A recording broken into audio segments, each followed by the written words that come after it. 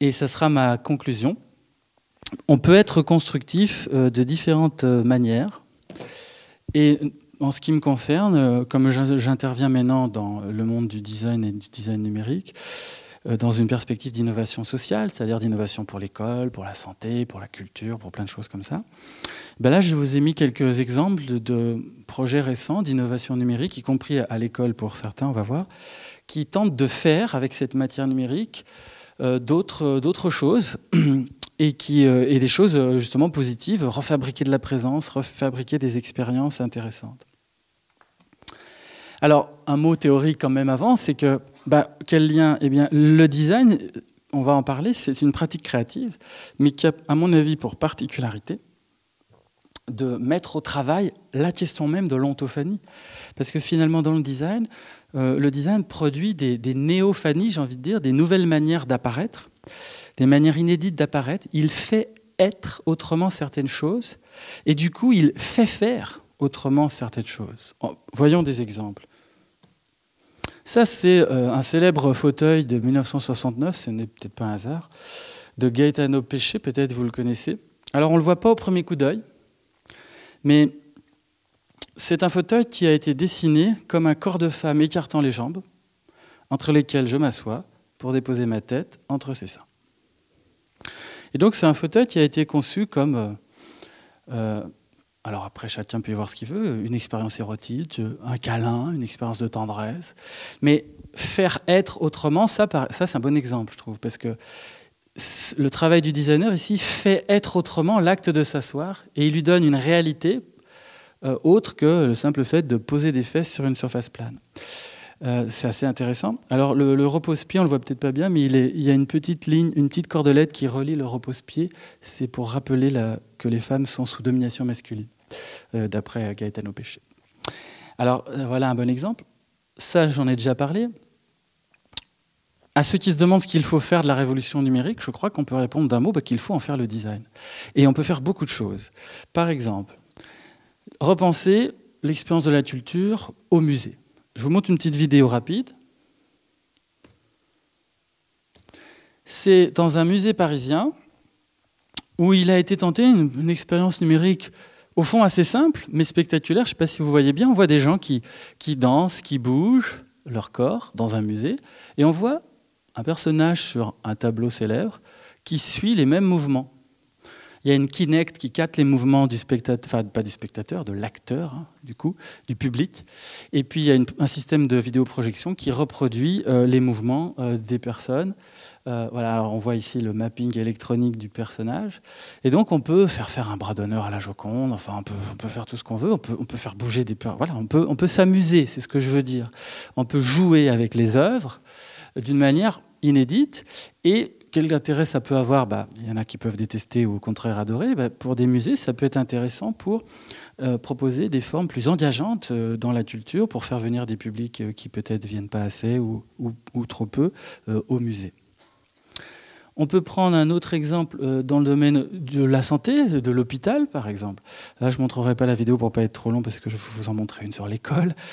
Et à l'hôpital, il y a une start-up qui a trouvé un usage intéressant des Google Glass, là, vous savez, ces fameuses lunettes connectées qui finalement, Google a renoncé à en faire quelque chose pour le grand public, mais dans certains domaines professionnels, ça semble avoir un intérêt. Et là, c'est une start-up qui propose l'usage suivant. Vous êtes médecin, vous portez les lunettes, vous entrez dans la chambre d'un patient à l'hôpital, vous n'avez pas besoin de consulter c'est qui, son nom, tout ça, ça s'affiche sur l'écran de votre lunette, le nom, l'âge peut-être, ou quelques données d'identité sur le patient. Ça enregistre tout ce que vous dites et tout ce que le patient vous dit en audio. Ça l'envoie sur un serveur, ça fait de la reconnaissance vocale, ça retranscrit tout par écrit. Quand vous arrivez au bureau, eh bien, vous n'avez plus qu'à corriger les fautes du logiciel pour mettre à jour votre dossier médical. Et il paraîtrait que les médecins qui utilisent ça passent 15 heures de plus par semaine avec les patients et 15 heures de moins à taper des dossiers médicaux. L'école. Des choses à dire. Parlons de l'école sous l'angle du design. Comment nous avons designé l'école? Qu'est-ce que nous faisons faire aux élèves en fonction des artefacts que nous utilisons dans la classe? Alors, je ne vous rappelle pas que les philosophes ont inventé l'école, les Grecs en particulier. Alors, au début, C'était pas d'ailleurs des écoles, enfin si, c'était des écoles. L'Académie de Platon, c'était une école, mais on y philosophait des fois en mangeant, en buvant, sous la forme d'un banquet intellectuel. Les péripatéticiens philosophaient en marchant chez Aristote, le jardin d'Épicure, etc. On avait des usages de type manger, boire, marcher. Nous sommes plutôt dans des usages de type s'asseoir, écouter, se taire. Et c'est assez intéressant de se demander à quoi ça peut bien correspondre, son modèle. Je crois que ça correspond au modèle de l'armée. Et que l'enseignant est placé dans notre système en position de petit caporal. En rang par deux, et silence dans les rangs. La notion de rang elle-même est militaire. Et donc, pourquoi il faudrait être en rang ? Tout ça peut être questionné vraiment. Et là, on peut s'interroger aussi. Là, c'est uniquement sur la spatialisation, hein, je n'évoque pas tous les aspects en même temps. À l'université, on a une variante de cela. Il y a aussi le côté militaire, mais il y a aussi le côté spectaculaire. C'est l'amphi, c'est le théâtre, ou l'amphithéâtre. Et là, il y a la dimension aussi un peu affecte, hein, admirer ou vénérer la personne qui se fait laminer en bas, ou au contraire, qui a du succès peut-être. Donc c'est encore autre chose. Avec le e-learning, les MOOC, tout ça, on est en train d'imaginer d'autres choses possibles. Mais à mon avis, on se trompe en croyant qu'il faut tout déplacer en ligne. Je ne pense pas que ça va fonctionner si on essaie d'emmener toute la réalité dans le numérique. Non, il y a des choses qui peuvent fonctionner en ligne très bien si elles ont été activées hors ligne. Les relations en ligne avec des étudiants, elles marchent 10 fois mieux si on voit de temps en temps les étudiants face à face. Surtout au début. Et il y a ça. C'est une agence de design à Paris, Helium Studio, qui a imaginé en 2014, ça a été primé, peut-être vous connaissez, qui a imaginé ce que pourrait être l'école de demain, et qui l'a conçu sur la métaphore de l'archipel. Avec l'école en archipel, Helium Studio propose de déconstruire les territoires admis de l'école traditionnelle pour envisager celle-ci comme un archipel, un écosystème aux interfaces variées, multipliant les échanges, les passages, les rencontres. La pédagogie sur laquelle s'appuie cette école encourage l'adaptabilité, l'exploration et la créativité. Une pédagogie davantage organisée par projet que par matière, une pédagogie favorisant l'interdisciplinarité et le travail collaboratif, une pédagogie permettant à chacun de se nourrir des compétences des autres, enseignants et élèves, afin d'enrichir la communauté tout en offrant un suivi personnalisé. Par son utilisation nomade, son instantanéité et sa souplesse d'usage, la tablette tactile numérique s'impose dans le processus d'apprentissage comme l'outil adéquat. Helium Studio interroge le format universel rectangulaire des tablettes actuelles et propose un format dédié à l'école favorisant le travail collaboratif. Ces tablettes sont mises à la disposition de tous, tandis qu'un accès nominatif permet d'adapter le contenu à l'utilisateur selon son âge ou son niveau. L'interface de la tablette ouvre de manière pluridisciplinaire et transversale sur le contenu pédagogique. En effet, elle met à disposition un ensemble d'outils en interaction les uns avec les autres. Kit de projet, navigateur multicritères, exercices pédagogiques, création de lignes chronologiques, de cartes géographiques, utilisation et production d'open data, microblogage et participation à des forums. Élèves comme enseignants peuvent alors eux-mêmes devenir créateurs de contenu. Outil de travail en temps réel, la tablette accompagne l'élève au quotidien, créant de la continuité entre travail individuel et travail collectif, entre travail à l'école et travail à distance. Avec le projet En Archipel, Helium Studio étend l'école au dehors, en une nébuleuse de lieux, afin d'optimiser les liens entre tous les acteurs qui accompagnent l'enfant dans son développement et développe l'école dans ses murs en une diversité d'espaces sur mesure. Guidés par l'enseignant, les élèves peuvent d'un pôle à l'autre échanger, faire des recherches, expérimenter, créer, s'exercer, présenter, débattre ou s'isoler pour étudier au calme. Cet environnement, associé à des éléments mobiliers repensés pour une meilleure souplesse d'usage, autorise une grande liberté de mouvement.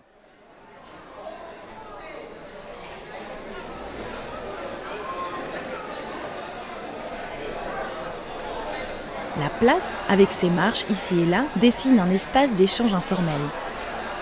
Les passages sont des lieux de diffusion où les tablettes composent des murs interactifs qui informent de manière immédiate sur les activités et les forums en cours, diffusant questionnements et centres d'intérêt. C'est aussi là que les tablettes sont mises à disposition des élèves, une fois rechargées par induction sur les picots muraux. L'incubateur est un espace de travail modulable, équipé de tables assemblables et de marches. Les parois verticales y permettent d'accrocher des tablettes, créant ainsi de plus grandes surfaces de travail. Ici, des petits groupes d'élèves font avancer leurs projets, guidés par l'enseignant qui se déplace d'un groupe à l'autre.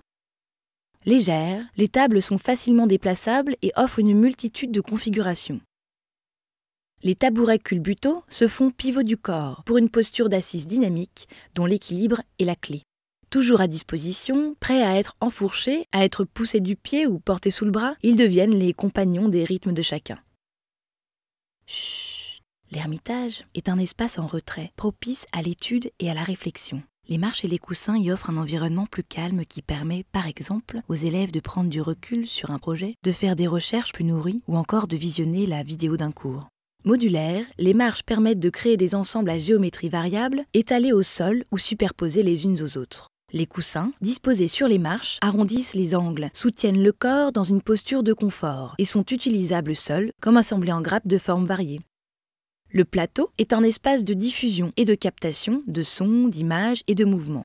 À l'opposé de la disposition figée de l'amphithéâtre ou de l'auditorium, il offre une scène centrale pouvant être reconfigurée à loisir. Les marches mobiles permettant tour à tour d'atomiser ou de regrouper un auditoire selon l'événement qui s'y déroule. La fabrique est un élément indispensable de l'école en archipel. Elle permet de lier pratique et théorie, projet et expérience au sein de ces 6 îlots. Un Fab Lab, un grand atelier, un laboratoire de chimie et de biologie, un studio de captation son et images, une serre et même une cuisine labo. Inspiré des arts du cirque, le chapiteau fait cohabiter activités sportives et créatives.